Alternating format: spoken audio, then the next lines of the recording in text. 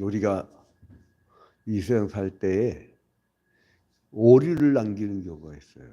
그 오류는 왜 생기느냐? 내가 보는 것이 너무 확실하기 때문에. 그 비행사들이 고개 비행을 막 하다가 막 가끔 추락하는 경우가 있잖아요. 근데 이 사람들이 왜 추락을 하냐면 그 베테랑들이 이게 빙글하고 이렇게 돌 때에 자기가 착시현상이 있대요. 자기가 이렇게 돌다가 막 이렇게 내려오는데 확실하게 하늘처럼 보인다, 그게. 확실하게. 하늘처럼 보니까 비상으로 싹 올라왔는데 그게 땅바닥이야. 그래서 꽝 하고 이제 떨어져 죽는 건데요. 착시현상. 여러분, 안과 가면 이렇게 일정한 간격으로 원형으로 된 거 보셨나요? 원형으로 이렇게 일정한 간격으로. 간격이 그 일정해요. 근데 그 난시라든가 어떤 이 시력에 문제가 있으면 어떤 건 좁아 보이고 어떤 건 넓게 보이고 그 착시현상이에요. 자, 욥기를 보면 착시현상에 빠진 세 친구가 나와요. 그 누구냐면 욥이 고난당한다는 소식을 듣고 한 걸음에 달려온 참 착한 친구들. 참 좋은 친구들이죠.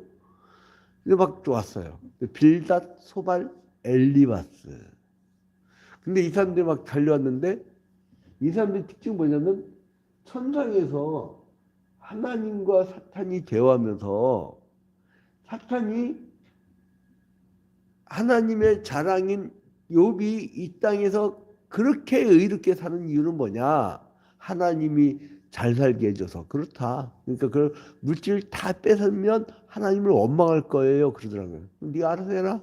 그랬더니 사탄이 내려갖고 이 사탄이 하는 짓이 뭐예요? 파괴잖아요. 파괴. 예.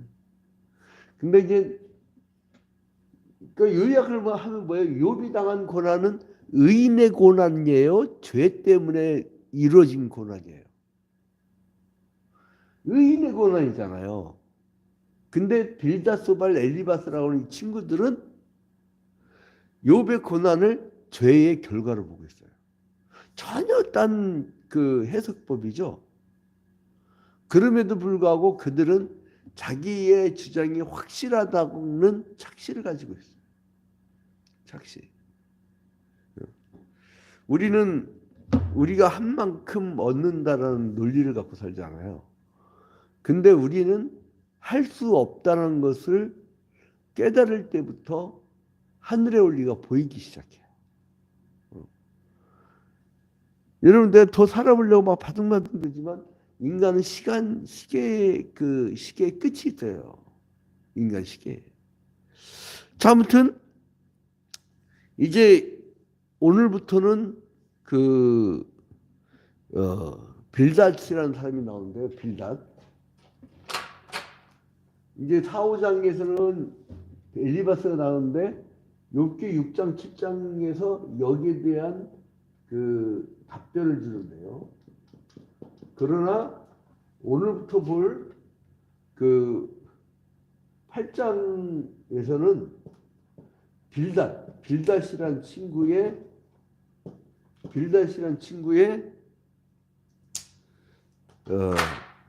변론이 나와요. 근데 이 빌닷의 자세는 뭐냐면 야단을 쳐. 너 죄를 회개치 않냐고 야단을 쳐요. 여러분, 야단을 누구한테 치는 거냐면요. 교만하고 하나님 앞에 죄를 짓는 사람. 그러니까 부유한 사람, 강한 사람, 집권을 한 사람. 그런 사람한테 야단을 쳐야 되거든요. 그게 진정한 용기예요. 근데 지금 욥에게 필요한 건 뭐예요? 위로예요. 욥기 3장 읽어봐요. 또 거기다가 6, 7장 읽어봐요. 완전히 디프레스 됐잖아요. 그런데 이 빌닷도 역시 인광보 논리로 펼쳐갑니다. 근데 이 빌닷은 어디에 근거를 두느냐? 그 엘리바스의 그 인광보하고는 좀 달리 이 사람은 전통적 율법적인 주장이다. 전통의 근거에서. 아마 그래도 제가 볼 때는 욥기가 성경 중에 제일 빨리 써진 성경이라고 하나 어떤 시대인지 잘 모르잖아요. 근데 이게 혹시 그 출애굽의 광야길을 이미 거치고 사사 시대가 아닌가 이렇게 추정들을 할 수가 있죠. 근데 이제 여기서 왜냐하면 여기는 이 사람이 전통적인 어떤 율법적인 관점을 가지고 들이대니까. 어. 그러니까 욥을 막 책망을 해요. 여러분 책망할 권리와 심판의 권리는 누구에게만 있죠? 하나님에게만 있단 말이에요.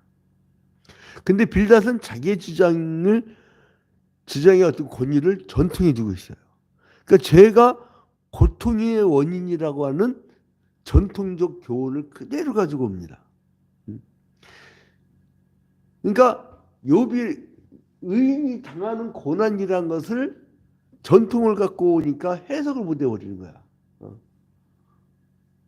여러분 요즘 젊은 아이들 선교를 할 때는요, 젊은 아이들이요, 이 권위주의적인 허상에 옛날에 이제 우리나라 일제 시대라든가 군사 독재 정권 시절이라든가 이럴 때는 그 허상에 우리가 속았어요. 그러나 젊은 아이들은 그 역사를 봤거든. 권위주의가 권위가 아니라는 걸 알아요. 괜히 거기서 내가 나이 많이 먹었다고 막 하잖아요. 꼰대 소리들, 꼰대 소리. 근데 이제 이 빌닷이 어, 이 좀 엘리바스랑 대화하는 걸 봤을 거 아니에요. 그러니까 약간 고도하더라고 이게. 빌닷은 엘리바스하고 좀 다른 게 뭐냐면, 야, 하나님이 네가 진짜 네가 네가 당하고 있는 고난을 하나님이 위로하고 회복시키지 않으면 틀림없이 네가 악인이라서 죄를 지어서 그 고난을 당하는 거야 라고 이론을 강화시켜 버려요. 아주 고대 얘기죠. 어? 너 그렇게 고난 당했는데 하나님 와서 위로하고 회복시키지 않으면 그거 진짜야. 너 진짜 죄 때문에 되는 거야 라고 이게 고도의 얘기를 합니다. 그래서 이제 지금까지 이제 엘리바스의 충고와 그 권면을 기록했지만은 이제 8장부터는 빌닷의 이제 충고가 기록되는 거죠. 나름대로요, 엘리바스는 이 전통에 근거가 있기 때문에 굉장히 율법적인 삶을 어떻게 반듯하잖아요. 그래서 굉장히 예의가 발라요. 얘기하는 거 보면은. 그리고 그러면서 반듯한 이야기를 해요. 그러면서 비난을 합니다. 여러분 율법주의자는 지적을 하게 됐어요. 여러분 지적을 좋아하는 사람 있나요? 애들도요 지적을 했더니 막 싫어해. 어? 근데 이게 이 지적을 하면 그 율법주의자가 만나면 전쟁이 나요. 저 예수를 십자가 못 박아 죽인 유대교 정말 약당 같은 놈들하고 이슬람 원리주의자하고 아주 그냥 그들이 만나니까 어떻게 그렇게 잔혹할 수가 없잖아요. 어? 하나님의 사랑을 전해야 될 그 유대교 인간들이 그 얘기 아시잖아요. 중동 사람들 뭐야 이렇게 잡으면은 껍데기 벗겨서 죽였던 얘기 아시나요? 뜨거운 볕에다가 사람 껍데기 벗겨가지고 그 뜨거운 볕에서 타 죽어가게 하는, 그거 인간이 할 짓입니까? 이번에 팔레스타인 봐봐. 그 인종 청소 지금 무슨 전쟁이야. 그걸 뻔히 보면서도 미국은 처음에 아름다운 밑자 쓴 이유는 원래는 피리탄 국가, 그 청교도들이 세운 국가라고 기독교 국가에서 처음에는 그때는 참 좋았어요. 근데 요즘에는요 완전 유대인들이 거의 다 잡았다니까. 석유장사, 무기장사 이런 거는 저 유대교 나라지. 그러니까 유일하게 지구에서 지지하는 나라가, 이스라엘 지지하는 나라가 미국이에요. 미국. 그래서 이제 아무튼 이렇게 막 그 빌닷을 보면 이런 것을 한 것 같아. 막 친구를 주고. 자, 그래서 이제 1절에 보니까 이 빌닷을 소개하는데 간단해요. 수아 사람, 수아 사람. 이 수아 사람은 누구죠? 응? 그 아브라함의 후처가 누구였어요? 그두라 했잖아요. 아브라함의 그 후처가 척이죠. 그두라 했죠. 그두라. 그 사이에서 나온 게 수아예요. 기억나시죠? 창세기 강의할 때. 그러니까 그 수아의 후손이 바로 이 수아 사람들이에요. 그러니까 유브라데 강이 있으면 이제 지도 또 그러게 하셨는데 유브라데 강이 있으면 이게 서쪽. 그러니까 지중해 쪽을 향해서 있는 것이죠. 근데 여기서 보니까 2절에 네가 어느 때까지 이런 말을 하겠으며 어느 때까지 내 입에 말의 거센 바람과 같겠는가. 그러니까 막 빌달시 헛소리 사후장에서 헛소리 하니까 그 욥이 6장에서 7장에서 막 답변을 하잖아요. 근데 그것을 이제 그 빌닷이 야 너 언제까지 네 입에 거센 말이 거센 바람과 같이 막 네가 그렇게 말을 하겠느냐 그거예요. 어? 그리고 너 좀 깨달아 욥아. 그러니까 천당에서는 욥을 의인의 고난으로 알고 있는데 이 땅의 인간들은 착시현상으로 어떻게 보냐면 죄의 결과로 악한 놈이니까 고난 겪는다. 이런 식으로 해석하는 거예요. 3절 하나님이 어찌 정의를 굳게 하겠으며 전능하신 이가 어찌 공의를 굳게 하시겠는가. 이 말은 멋있죠? 하나님이 어떻게 정의를 굳게 하시겠느냐. 전능하신 이가 어찌 공의를 굳게 하시는가. 죄송한데 제가 지금 손을 집어넣는 이유가 지금 영하 15도예요. 근데 예배당 너무 추워가지고 지금 손을 집어넣고 있어요. 죄송합니다. 네. 손이 너무 시렵네. 근데 아무튼 간에 굳게 하시겠는가. 이건 이제 굳게 하시겠는가 이건 왜곡하시겠느냐 이거잖아요. 하나님은 그러니까 정의와 공의를 반듯하게 하시는 분이야. 응? 그러니까 너는 너 죄인 거를 깨달아. 그런 거예요. 네 자녀들이 주께 죄를 지었으므로 주께서 그들을 그 죄에 버려두셨나니까 네 자식들 10명 죽었잖아. 그거 있잖아. 물어 죽은 거 애들 죄만 지어서 그런 거야. 그렇게 해석하는 거예요. 그도 그렇게 해석할 수밖에 없는 게 여러분 1장을 보면요. 욥기 1장을 보면 그 자녀들이 매일같이 연락을 취하고 있었죠. 잔치를 벌였었죠.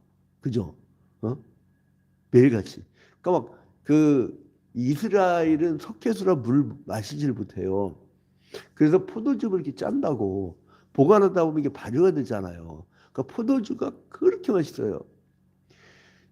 저희들은 가끔 이렇게 목회자들 모이는데 포도주 업체가 와.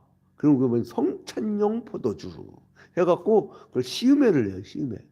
그럼 또 목사님들 옆에 우리 양 목사는 아주 젊었을 때 좀 또 이 집안이 또 할아버지 목사님이 또 붕에 다니면서 젊은 날에 이렇게 말술했던 걸 또 그 간증한 걸 들은 분이 계시네. 이 집안은 DNA가 말술이어서 이거를 한 점 이게 이렇게 조금 더 먹고 이렇게 나는 이제 그 호박씨 간다 그죠. 이거 가만히 이렇게 있는데 목사님들이 양 목사님 좀 더 먹어야 돼. 이렇게 해서 주워 목사님 막 그래서 그걸 먹어버린대. 그랬더니 아침에 이제 조찬 회의 때인데 눈을 떠보니까 다 가버렸어. 그 9시 됐는데 이제 가셔야지 그러더라고요. 그러니까 그렇게 맛있어요. 그렇게. 여러분 이스라엘 포도주 그쪽 지중해 연안에 난 포도주 그거 먹어보셨나요? 굉장히 맛있어요. 제가 모셨던 그 파남교회 홍동표 목사님이라고 홍동표 목사 우리 아버지 친구 목사님인데 제가 그래서 전도사 생활했거든요. 그 파남교회 파남 장로교회. 근데 그분이 성지순례 갔는데 거기서 또 시음했나 봐. 이렇게 먹었는데 그분은 술을 아예 못 쓰셔요. 한 컵을 딱 먹었는데 너무 맛있어. 그 딱 조그만 컵으로 조그만 더 먹었대. 근데 버스를 탔는데 버스가 뒤집어지더래.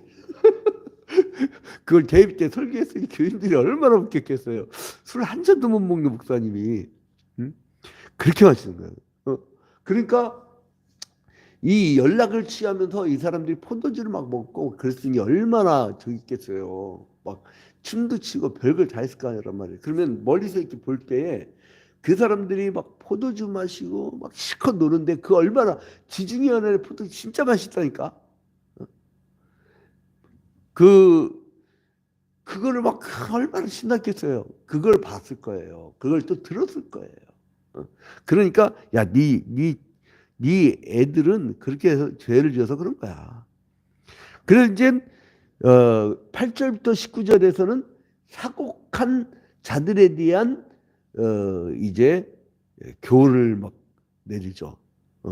자, 이제 8절 보니까 청하건대 너는 옛시대 사람에게 물으며 조상들이 터득한 일을 배울지어다. 우리는 어제부터 있었을 뿐이다. 우리는 아는 것이 없으며 세상에 있는 날이 그림자와 같으니라. 성경에 이렇게 가로친 거 있잖아요. 가로쳐 갖고 없음 이런 게 있어요. 가끔 가르치고 없음은 뭐냐면 성경을 발견을 했는데 사본을 발견을 했는데 그 사본에 그 곰팡이에서라고 구멍이 뽕 나버렸네. 아니면 뭐 불이 났네. 그걸 태워졌고 그 본문이 없어졌을 경우는 성경은요 그냥 쭉 이어가지 않고 솔직하게 성경은 굉장히 진실한 책이에요. 없음하고 처리해 이렇게 가로 열고 없음. 근데 이렇게 가로된 거는 어떤 사본에는 있고 어떤 사본에는 없는 것 내용을 이렇게 집어넣은 거죠.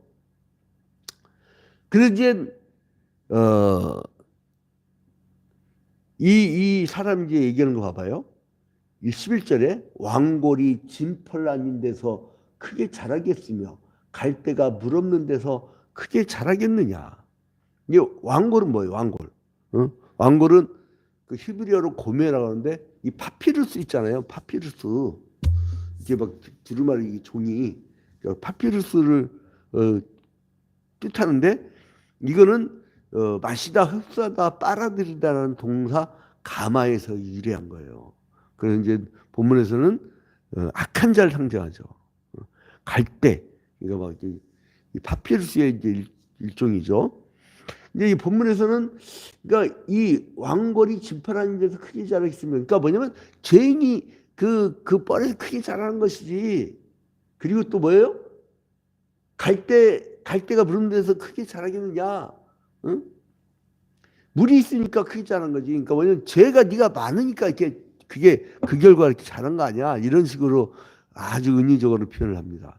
아, 멋진 표현인데 아주 전혀 아닌 표현을 써요. 응? 그래서 하나님은 무지한 자를 좋아하셔. 야, 인간아. 그 얘기예요. 이거 지금 약 올리는 거지 뭔지. 20절부터 이제 22절 봐봐요.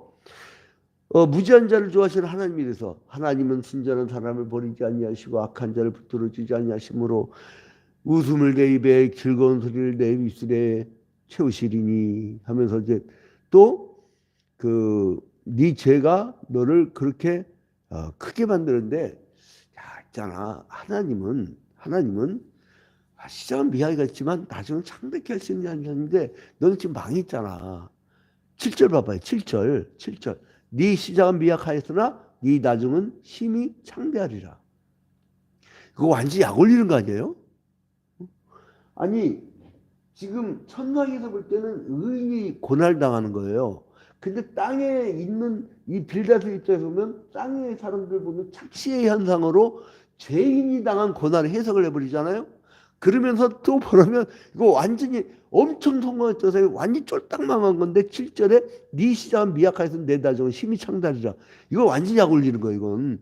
응? 그잖아요. 야 너 시작은 미약하지만 나중에 창대하게 돼야 되는데 너 망했잖아. 이 얘기예요. 이 얘기예요. 자, 그래서 이제 하나님은 그 무죄한 자를 기뻐하신다는 것이 20절부터 22절까지 나오죠. 그리고 이제 이제 그 20절을 보니까 순전한 사람을 버리지 아니하시고, 이 순전한 사람 뭐예요? 허물이 없는 사람, 죄가 없는 사람. 그리고 이제 이 깨끗한 사람을 이제 나타내죠. 빌닷이 말한 거 보면 다 맞는 것 같아. 근데 다 틀려. 이 땅에서의 원리들은 다 맞는 것 같아. 근데 천상에서 보면은, 천상이 되어 보면 다 틀린 거야. 다 틀리는데 논리 정연해. 기가 막혀. 옳은 소리만 이렇게 막 하는지. 그래가지고 빌닷이 하는 말을요, 성경 구절로 해갖고 집에다 붙여놓은 사람들이 많아요. 어? 왜요? 인간이 볼 때 참 옳은 말이니까. 그러니까 착시한 사람. 자, 그래서 빌닷이 주장하는 것은 하나님께서는 그릇된 일을 행하실 수 없는 분이기 때문에 이 네 가족의 재난을 당하는 것은 너희 죄 때문이야라고 단도직입적으로 자기가 단정을 해서 이제 그 해석을 해버리는 겁니다. 그러니까 천상에서 해석하고 이 땅의 해석이, 이 착시 속에 사는 인간들이 전혀 다른 해석을 하고 있다는 거예요. 자, 이제 결론을 내리겠습니다. 그래서 이제 8장에서 욥을 향한 빌닷의 충고가 잘못된 것은 뭐냐면, 이 사람은 사랑으로 하지 않고, 이 사람 뭐 했다고요? 전통에 따른 원칙주의자. 원칙주의자. 이 텍스트가 있으면 항상 콘텍스트라고 상황이 다 달라. 여러분, 같은 하나님 말씀이라도요, 정말 눈물겨운 피압박민족의 그 어려운 삶 속에 들어가면요, 전혀 그걸 적용할 수가 없는 상황이 있어요. 그러면 위로만 해줘야 돼요. 거기에 어떤 거, 뭐 주일성수라는 동안 뭐 그걸 어떻게 얘기하겠어요. 그때는 있어만 줘도 그게 힘이 되거든요. 근데 원칙로 입각한 그 이 빌닷의 주장을 보면은요, 도움을 줄 수 생각을 않고 사람을 깔아뭉개니까 더욱 디페리스에게. 그래서 이 빌닷은 모든 그 지혜의 전형이었던 두 길에 대해서 전통적인 교훈을 하고 원칙은 맞아요. 의인에게는 하나님 축복 주시고 죄인에게는 저주를 내드는 그 원칙은 맞는데, 전통을 갖고 오는 거 맞는데, 이거는 욥에게는 전혀 어울리지 않는 해석법이 되었다는 거죠. 그래서 이제 충고할 때 이 세 가지 비유를 들었잖아요. 아까 봤던 왕고래 비유. 사곡한 자는 누구보다도 빨리 세상적인 형통함을 누린 것 같지만 짐벌이나 불같은 헛된 소망에 근거를 두기 때문에 시들어버릴 거다 하는 거. 또 두 번째, 거미줄의 비유를 들어요. 그래서 이 사악한 자의 소망은 자기 공상과 자기의 눈을 속이는 헛된 신념이다. 이제 이렇게 얘기하고. 또 세 번째 어떤 비유를 드냐면 무성하고 뿌리 깊게 받은 나무의 비유를 들면서 악인 이 세상이 형통할 때는 가지는 허상을 이제 보이고, 그리고 이제 예기치 않은 하나님의 심판이 이제 임한다고 이게 경고를 합니다. 그 인간의 당하는 고난과 불운이 심내 분노로 인해서 온다라고 하는, 이게 약간 그 당시 고대 근동 지방의 쪼라스터교, 이란 쪽의 쪼라스터교, 이제 이런 관념이 들은 것 같아요. 그러니까 뭐예요? 천사와 악신이 막 싸우는 그런 식의 판단인 것 같아요. 그래서 이제 고난받는 자가 깨닫지 못하는 이 죄의 형벌이라고 하는, 죄의 결과라고 하는. 근데 결국은 이 생각은 엘리바스 거하고 비슷하죠. 빌닷 것도. 이제 그래서 하나님의 공리만 강조하면 생명을 죽여요. 욥이 얼마나 힘들겠어요. 그 말 듣고. 그죠? 그래서 이제 사랑하는 사람에게 고날 주기도 한다는 사실. 의인도 고날 받는다는 사실. 그 여지를 두라고요. 여지를. 고날 당하는 성도들은 하나님의 사랑에 대해서 오히려 심도 깊은 손길을 깨닫고 승리하는 하루가 되기를 주님의 이름으로 축원드립니다. 우리가 믿음 생활하려면 고난이 필수 과목이에요. 그래서 그 고난을 잘 이길 수 있도록 옆에서 권면하고 붙들어주고 지지해주고 사랑해주고. 그 주일날 성도는 다 지쳐서 온다고요. 그러면 사랑을 많이 주느냐, 냉담하느냐, 이거에 따라서 그 사람들이 정착하기도 하고 떠나기도 하는 거예요. 사랑을 듬뿍 주는데 어떻게 떠나요? 여러분, 이제 우리가 그 장자책에 보면 어느 식당에 갑자기 식당이 안 됐잖아요. 막 사람들 북적북적 됐던 식당이. 왜냐면 이 주인이 그 개밥, 그 뭐야, 짠밥이다 보니까 개를 갖다 놨는데 그게 맹견이야.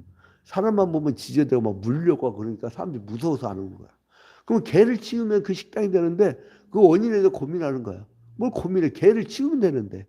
그러니까 이 싸나운 게 하나만 있으면요, 그 조직 안 돼요. 그래서 항상 온화하고 사랑하고, 그러니까 가정에서건 교회에서건 사회에서건 국가와 민족에서건 사람 편견이 있으면 안 된다니까. 그러니까 이게 하나님의 햇새대로 욥 같은 의인의 고난을 당한 사람을 품어주고 사랑해주는 여러분이 되시기를 주님의 이름으로 축원드립니다. 우리